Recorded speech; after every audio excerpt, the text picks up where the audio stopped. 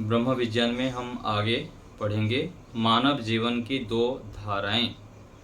मानव जीवन दो धाराओं में, मानव जीवन दो धाराओं में बहता चलता है, या तो भोगवाद या योगवाद। मानव जाति भोगवाद में आकंठ डूब चुकी है। हजारों पतंगों की भांति विषय अग्नि में जल रहे हैं। तो जैसे हम यहाँ पर देखते हैं, रात्रि के समय अग्नि जल रही है तो बहुत सारे कीड़े मकोड़े आके उसमें गिर के अपना प्राण नष्ट कर लेते हैं। ऐसे ही जो आध्यात्म को छोड़कर केवल काम, क्रोध आदि शब्द, स्पर्श, रूप, रस इन सब विषयों में फंसा हुआ है, उसमें अपने जीवन को समाप्त की ओर ले जा रहा है अथवा अपने आयु को कम कर रहा है। ये क्या है? उन पतंगों की तरह है जो अग्नि में अपने आप को जलाकर राख कर देते हैं। ऐसे ही वो व्यक्ति भी जो विषयों में ही लगा हुआ है, वह अपने आप को आग में ही झोंक रहा है, अपने आप को नष्ट कर रहा है, जो केवल भोगवाद में डूबा हुआ है। योगवाद की परिभाषा वेद के अनुसार यह नहीं कि धन आदि ना कमाएं, सुख समृद्धि ना बढ़ाएं, परंतु यह है कि त्याग भाव से सब भूतात्माओं के कल्याणार्थ, सभी के कल्याण के लिए भी उपयोग में लाएं। ये क्या है? योगवाद की वास्तविक परिभाषा है जो वेद में बताया गया है। धन आदि भी कमाना, सुख समृद्धि को भी बढ़ाना और साथ साथ त्याग भाव से सभी प्राणियों के लिए, सभी के कल्याण के लिए जो भी हमारे पास पदार्थ है उसको उपयोग में लाना, ये योगवाद है। प्रकृति की उपासना में वैज्ञानिक आकंठ डूबे हैं और सामान्य संसारी जन नाच, गान, खान, पान, तमाशे में डूब रहे हैं। जीवात्मा या तो ईश्वर की या विकृति की उपासना सतत करता ही रहता है। वेद कहता है, संभूति का प्रयोग करता हुआ अमृत को प्राप्त कर। धन कमाओ तो धर्म से कमाओ। येन केन प्रकारेण धन मिल जाए, यह भोगवाद है। तो दोनों की उपासना हम करते हैं, या तो प्रकृति की करते हैं या तो विकृति की करते हैं। विकृति अर्थात जो प्रकृति से बना हुआ संपूर्ण जगत है उसको विकृति कहते हैं दर्शन की भाषा में। और दूसरे तरफ इन सब पदार्थों को यदि ईश्वर के आज्ञा पूर्वक, ईश्वर को स्मरण रखते हुए, ईश्वर की प्राप्ति के उद्देश्य से, मोक्ष की प्राप्ति के उद्देश्य से उपयोग में लाते हैं, तो यह फिर परमात्मा की उपासना हो जाती है। अच्छा, बाकी लोगों को आ रहा है आवाज? आ रही है? देख लीजिए अपने मोबाइल को, नहीं तो रिस्टार्ट कर लीजिए।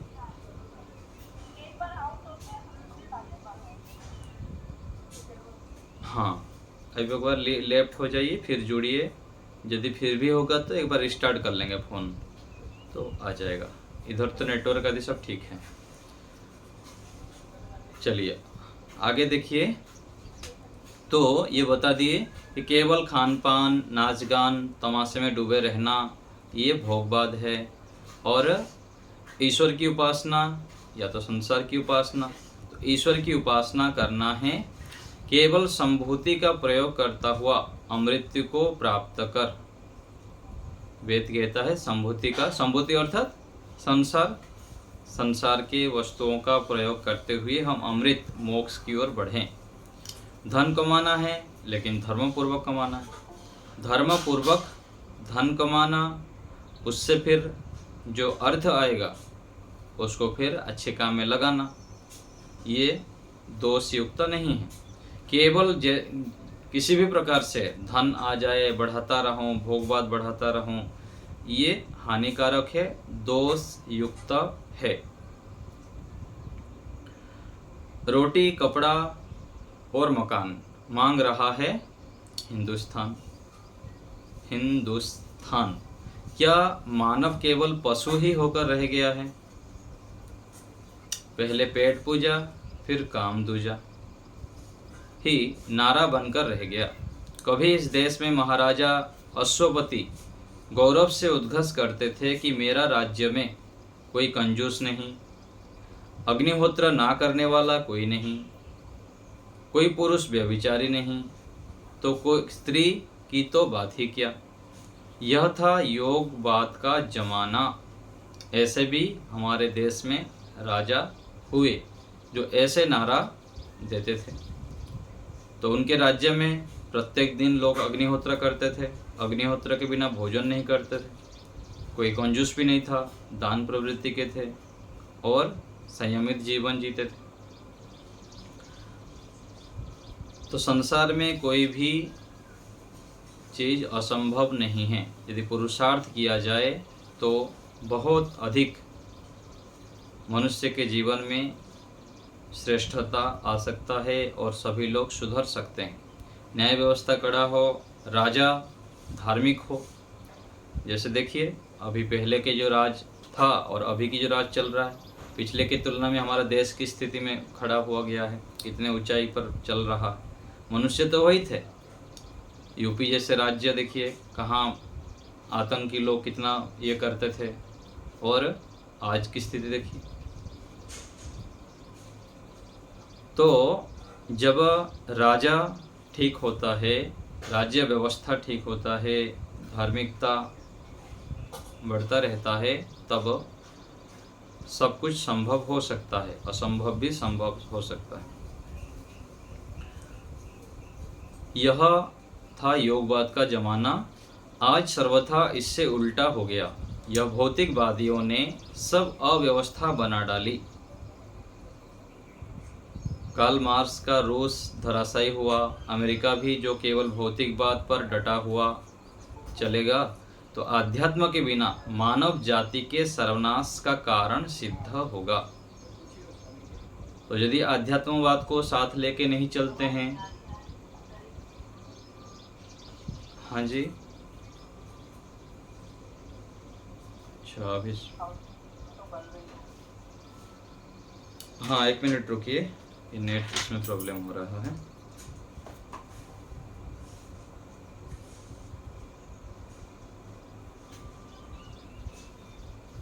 अभी आ रही है आवाज आपको? ओम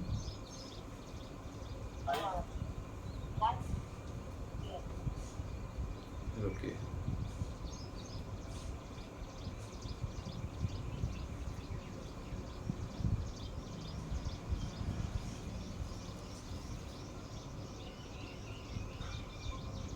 एक मिनट।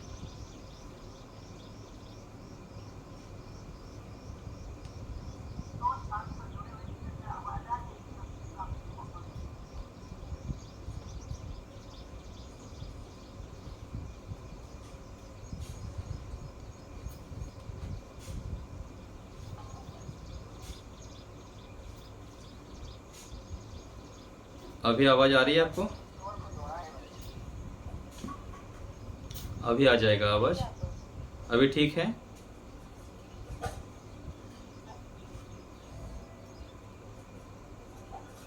कमलेश माता जी,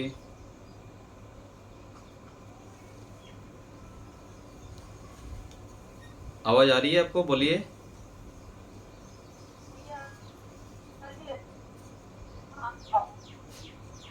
रजनीकांत जी,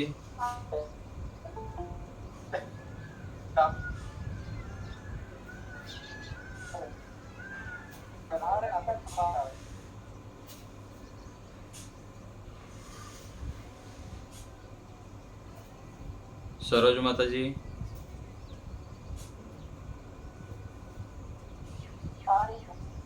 ठीक है, वो नेट प्रॉब्लम हो गया था वाईफाई में, तो मैं हॉटस्पॉट चालू कर दिया हूँ, अभी ठीक हो जाएगा। चलिए आप सभी लोग म्यूट कर दीजिए। सत्य प्रकाश जी,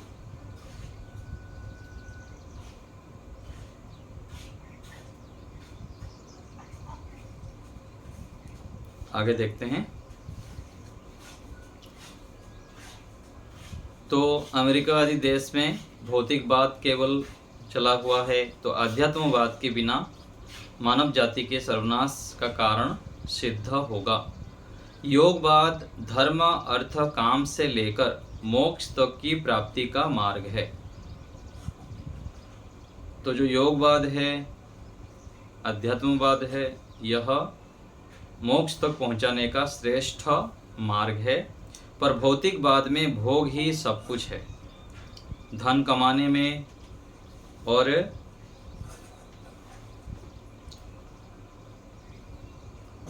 धन कमाने में कोई नियम नहीं है। जो भी भोगवाद को मानने वाले हैं अंधाधुन धन कमाने में लगे हैं, कोई विशेष धर्म पूर्वक धन कमाना है, ये कोई नियम नहीं है। और संप्रदायवादी ईश्वर को गलत मानने वाले परस्पर रोज झगड़ते रहते हैं। केवल चेतनावाद या केवल जड़वाद दोनों निष्फल हैं। जड़ चेतन दोनों के बिना व्यवहार नहीं चलेगा। तो बहुत सारे जो आजकल संप्रदाय के नाम पर प्रचार कर रहे हैं, अपना दुकान चलाते हैं, कोई केवल ईश्वर ही ईश्वर मानता है, सब कुछ ईश्वर है, ब्रह्म ही सब कुछ है मानते हैं, और कोई ईश्वर की चेतना अस्तित्व, आत्मा के अस्तित्व को मानते ही नहीं, केवल जड़ को लेकर चलते रहते हैं। तो जड़ और चेतन इन दोनों के बिना व्यवहार नहीं हो सकता। जो वास्तविकता है, प्रकृति जड़ है, संसार जड़ है और आत्मा परमात्मा चेतन है, इसको मानने से ही सभी व्यवहार ठीक ठीक सिद्ध हो सकता है। ईश्वर को ना मानना हानिकारक है, तो गलत मानना भी हानिकारक है। ईश्वर को कोई मानता ही नहीं है बिल्कुल, ऐसे ही व्यक्ति मिलेंगे, और कोई मानता तो है लेकिन गलत रूप में मानता है, ईश्वर के स्वरूप को ठीक ठीक जानता नहीं, गलत रूप से मान के चलता है। कुछ ने जड़ प्रकृति और चेतन आत्मा को तो माना, पर ईश्वर को बाहर निकाल दिया, जैसे जैन मतलम्बी हैं। उन लोग क्या करते हैं, जड़ प्रकृति को और चेतन आत्मा को मानते हैं और ईश्वर को मानते नहीं, अपने ढंग से मानते हैं। जो भी मानते हैं उन लोग, वास्तविक जो ईश्वर की सत्ता है उसको स्वीकार नहीं करते हैं।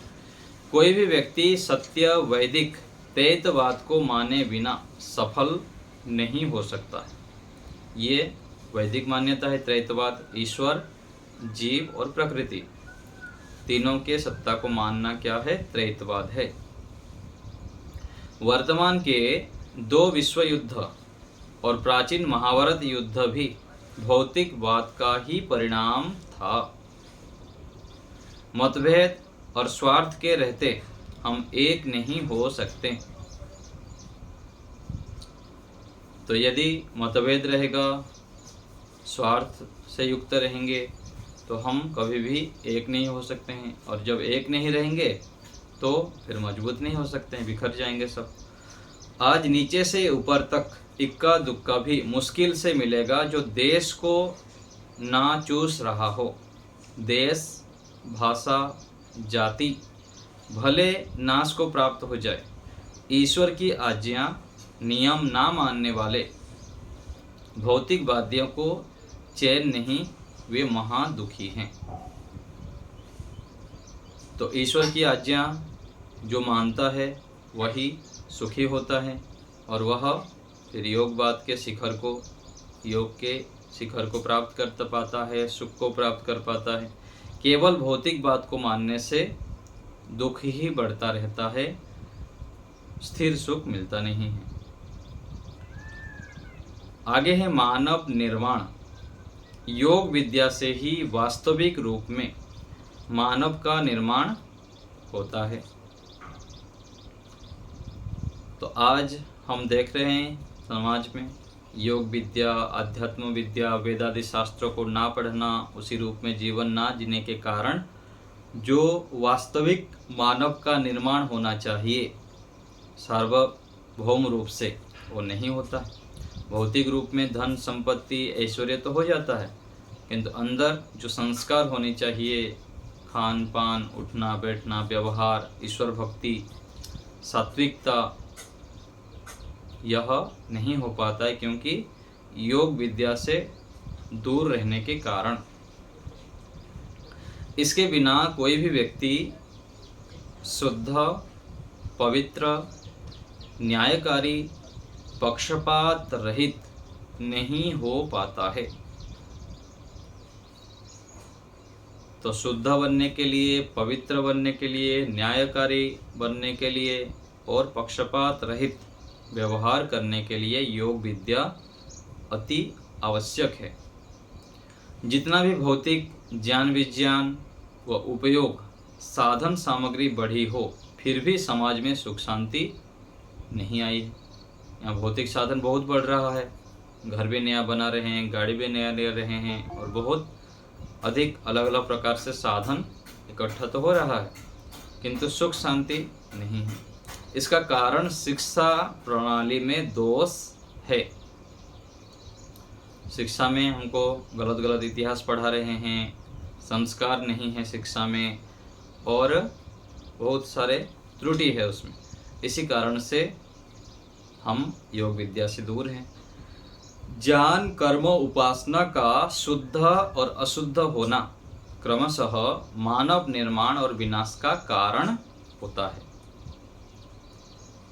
तो ज्ञान, कर्म और उपासना यदि अशुद्ध रूप से हमको पढ़ाया जाएगा तो हमारा निर्माण कैसे होगा, और तो विनाश होता चला जाएगा। आज के पढ़े लिखे शिक्षित अपने को महान समझते हैं और विद्वान ऋषियों को कुछ भी नहीं मानते हैं, कुछ भी नहीं जानते हैं, उनको तो अनदेखा ही कर लेते हैं।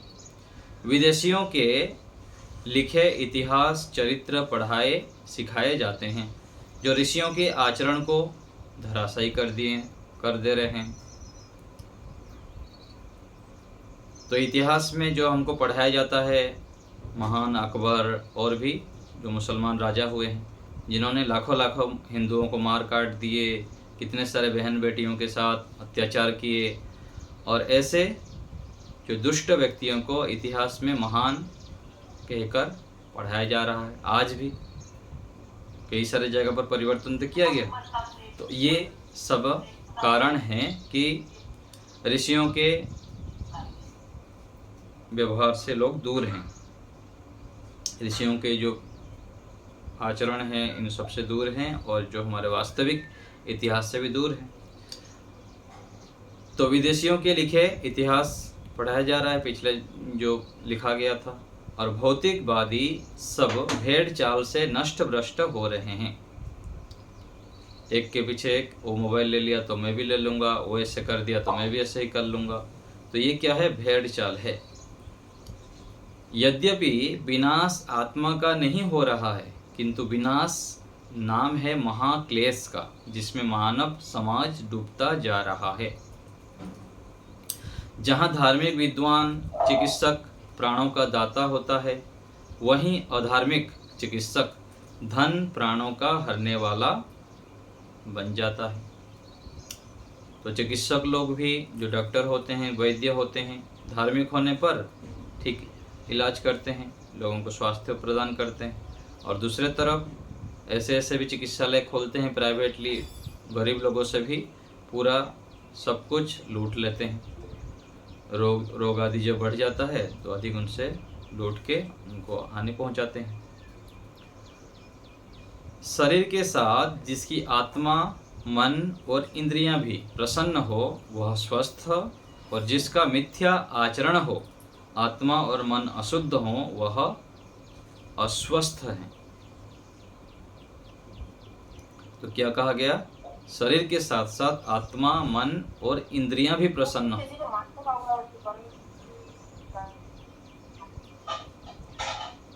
माइक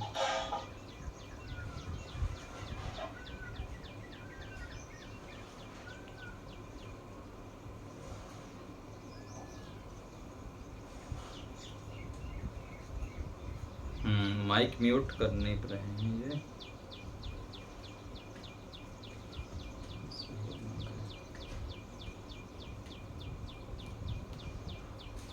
शकुंतला माता जी माइक म्यूट कर दीजिए।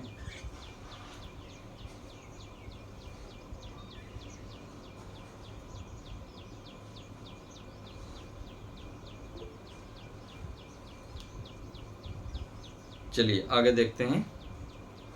जिनको आवाज नहीं आ रहा है वो एक बार रिमूव होके जुड़ जाइए।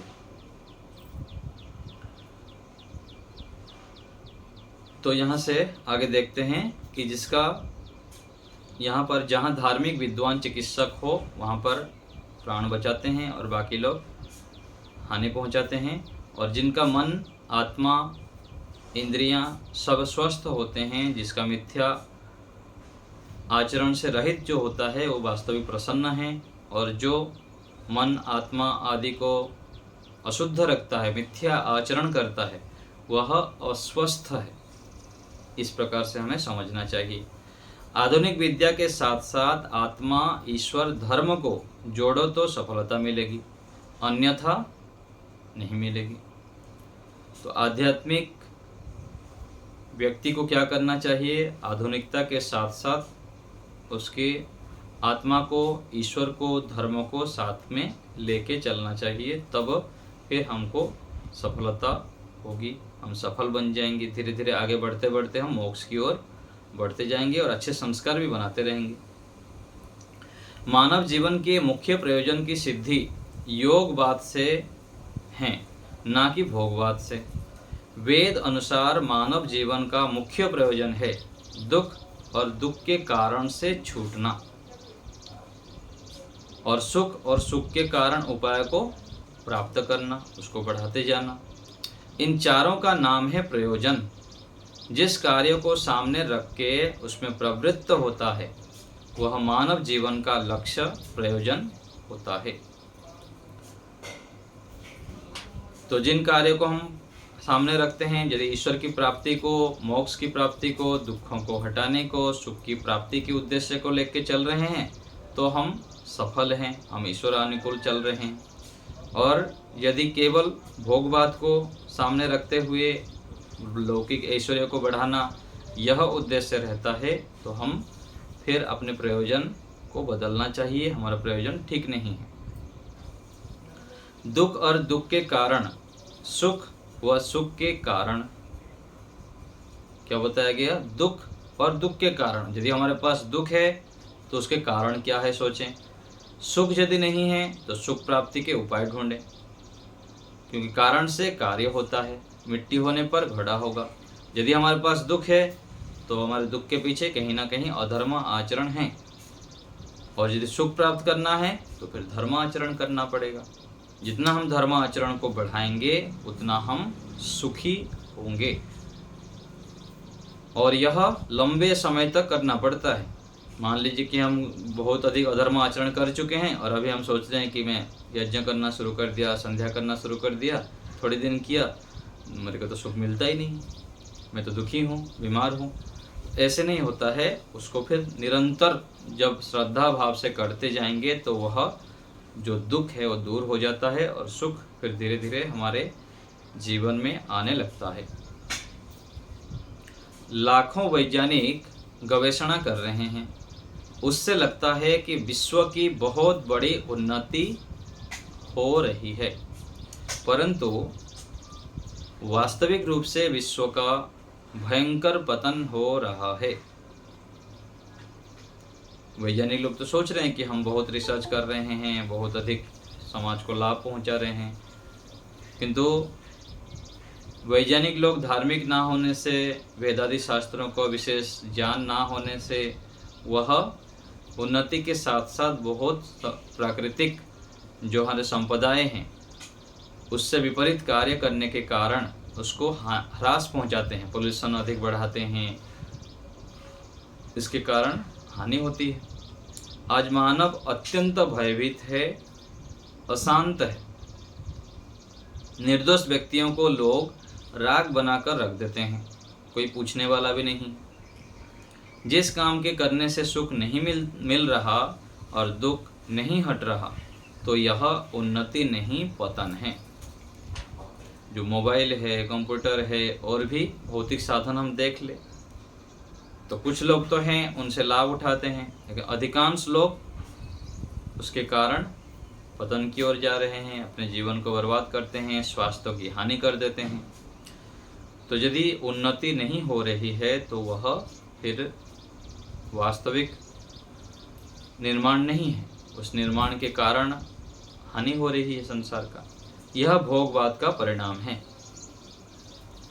भोगवादी सोचते हैं कि जितनी धन संपत्ति अधिक होगी उतना अधिक सुख होगा, परंतु भोग मानव जीवन का लक्ष्य नहीं है, क्योंकि भोग भोगने से संपूर्ण दुखों की निवृत्ति नहीं होती।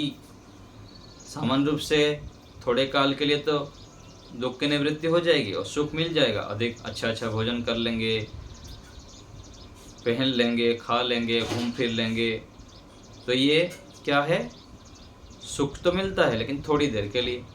जो लंबे काल के लिए दुख हटना, संपूर्ण दुखों से निवृत्ति और स्थायी सुख, इनसे मिलता नहीं है। योग के द्वारा ईश्वर प्राप्ति को जाने माने बिना व्यक्ति के दुख और दुख के कारणों की निवृत्ति नहीं हो सकती है। दुख की निवृत्ति और दुखों के कारण जो है उनकी भी निवृत्ति कब होगा, जब हम योग, अध्यात्म, धर्म के मार्ग पर, न्याय के मार्ग पर, सत्य के मार्ग पर चलते हैं। तो ईश्वर को साथ में लेते हुए जब हम योग मार्ग पर चलते हैं, अष्टांग योग का पालन करते हैं, तब हमारी उन्नति होती है, दुखों की निवृत्ति होती है। सुख गुण दो द्रव्यों का है। सुख गुण ईश्वर का है और प्रकृति का भी गुण सुख है, पर दोनों सुखों में अंतर है। प्रकृति का जो सुख दुख है, जो सुख है प्रकृति का, वो दुख मिश्रित है और क्षणिक होता है, थोड़ी देर के लिए सुख देता है, फिर साथ साथ दुख भी मिल जाता है साथ। प्रकृति के सुख में 4 प्रकार का दुख है: परिणाम दुख, ताप दुख, संस्कार दुख और गुणवृत्ति विरोध दुख। जबकि ईश्वर के आनंद में ये 4 दुख नहीं हैं। उत्पत्ति, विनाश, ह्रास, वृद्धि कभी नहीं होते। वो सदा ही स्थिर रहता है और लगातार लंबे समय तक ये ईश्वरीय सुख मिलता है। तो हमें दोनों सुख में, ईश्वरीय सुख और प्राकृतिक सुख, दोनों में से चयन करना है, किस सुख को हमको प्राप्त करना है, किसको पकड़ना है। यदि ईश्वरीय सुख को पकड़ेंगे तो वह स्थायी होगा, नित्य होगा और दुख रहित सुख मिलता है। तो हमें ईश्वरीय सुख के विषय में जानना, उनके कारणों को जानना, तब जब जानेंगे तो उसका प्राप्त करना चाहेंगे। ऐसे हमें जो 2 धाराएं हैं, भौतिकवाद, अध्यात्मवाद, इन 2 धाराओं में से योगवाद, अध्यात्मवाद को हमें स्वीकार करना चाहिए। अभी पूछिए, किसी को कुछ पूछना हो तो। सुदेशना बताइए।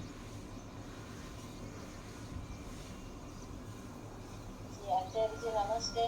आचार्य जी यहाँ जो दिया है तो लाइन छूट गया था, 4 मार्च का रूस धराशायी हुआ। ये रूस क्या भौतिकवादी के कारण नष्ट क्या? हाँ जी, हाँ जी। भौतिकवाद और जो केवल इन सब को, वैज्ञानिक उपकरणों को प्रयोग करना, इन सब के कारण क्या होता है, फिर उसकी हानि होती है। अध्यात्म को ना लेके चलने के कारण हानि हो जाती है। तो जितने भी संसार के उन्नति कर रहे हैं, उनके पीछे अध्यात्म ना होने से थोड़ी देर के लिए तो उन्नति करेंगे, किंतु साथ में फिर दुख मिलने लग जाता है।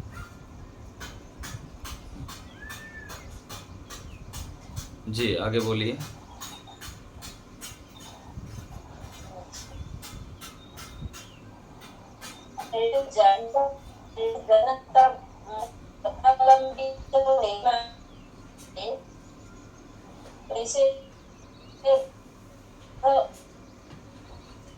आवाज लंबी लंबी रही मैं। रुकिए रुकिए 1 मिनट।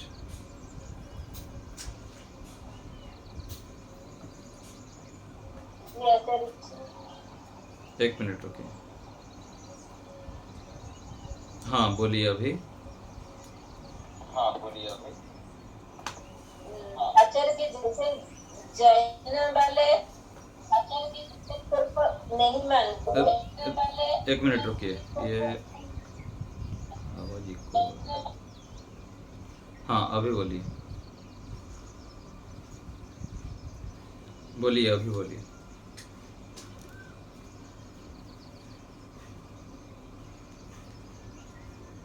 हाँ जी।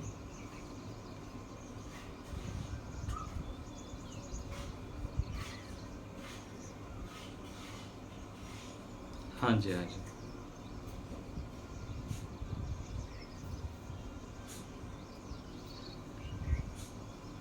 निर्मला माता जी बोलिए।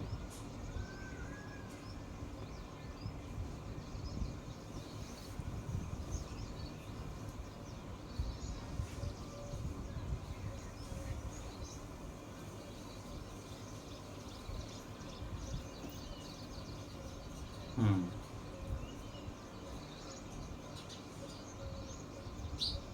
हम्म।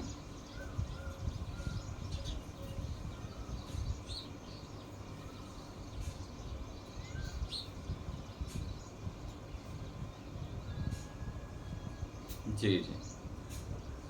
हम्म।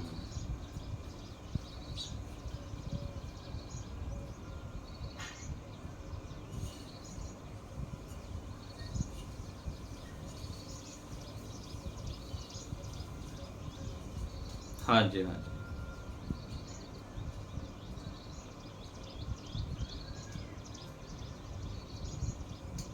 लाई जाएगा। हाँ जो जो हाँ सब होगा, धीरे धीरे होता है। अभी भी चल रहा है गुरुकुल पद्धति, लेकिन इसको बढ़ाना है। तो समय के हिसाब से जितने मेहनत करेंगे, तो कोई तो रातों रात होगा नहीं कि जादू कोई छड़ी हो जाए। जैसे होता है ना कि जादू टोना करते हैं और बहुत सारे चमत्कार करते हैं कि ये समोसा खा लो हो जाएगा, ये मिर्ची खा लो हो जाएगा। ऐसा नहीं होता है कोई भी चीज़, मेहनत से ही होगा। तो जो मेहनत करेगा वो बढ़ेगा। तो ऐसे ही पिछले ज़माने में जैसे गुरुकुल परंपराएं थी, गुरुकुल हमारे बहुत अधिक था, अभी भी धीरे धीरे बढ़ रहा है। और मेहनत किया जाएगा, पुरुषार्थ करेंगे तो अभी भी उस प्रकार से।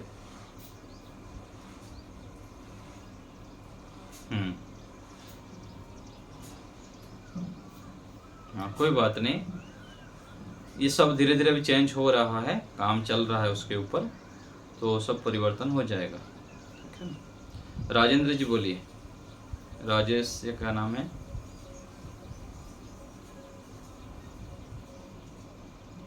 राजेंद्र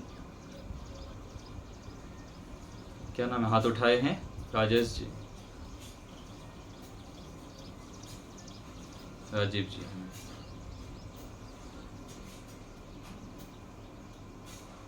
बोलिए।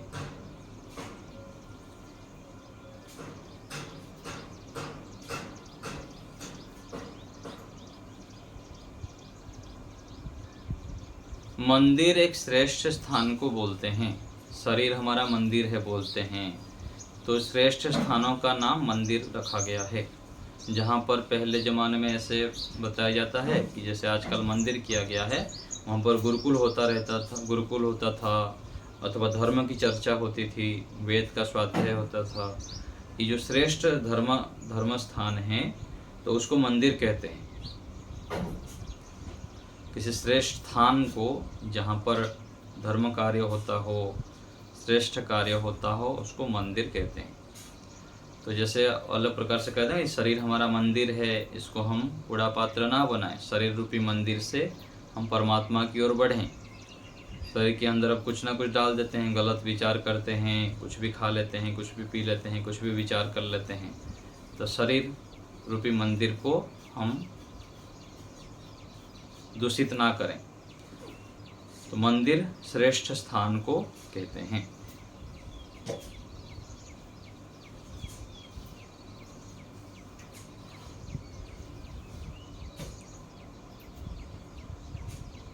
हाँ जी, हाँ, मंदिर श्रेष्ठ स्थान को कहते हैं।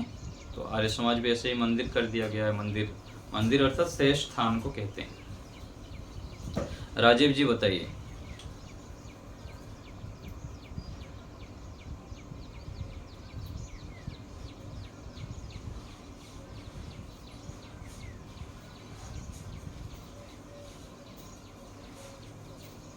हाँ, अभी जो भी है उसको उस रूप में स्वीकार करना है। मंदिर है तो मंदिर रूप से स्वीकार करना है अभी भी।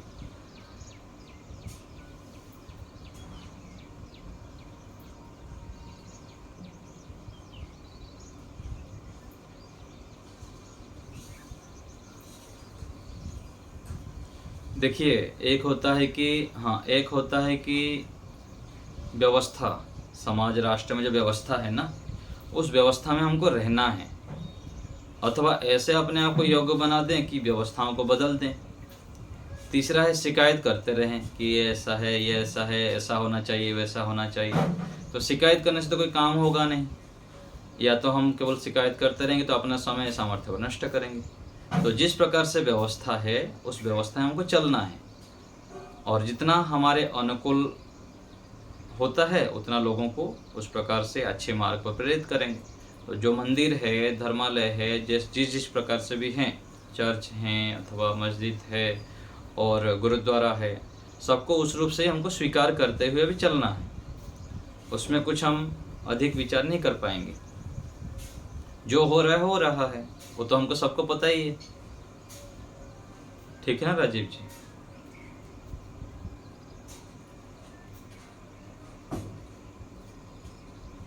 चलिए, और कोई बात?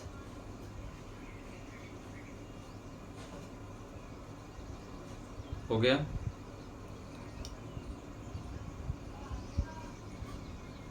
ठीक है, तो आज यहीं हम विराम देते हैं कक्षा को।